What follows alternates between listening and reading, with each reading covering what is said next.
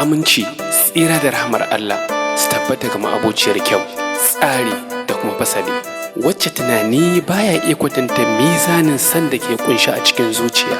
A lokacin da nake kallon hotonki, nakan manta yanayin yadda duniyar mu take ciki.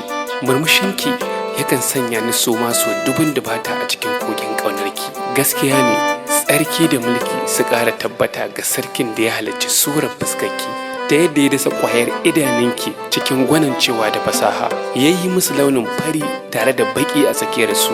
Su ba manya ba, kuma su ba ƙanana can ba.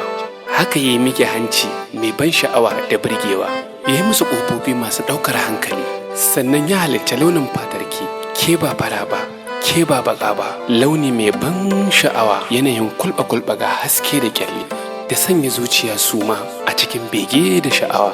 Ina son ki, ina son kasancewa da ke, ina son ki, ina son mallakar zuciyarki, ina son keɓewa da ke cikin lambun da tunani baya iya misalta yanayin yadda sanyin ƙuwar marasa take.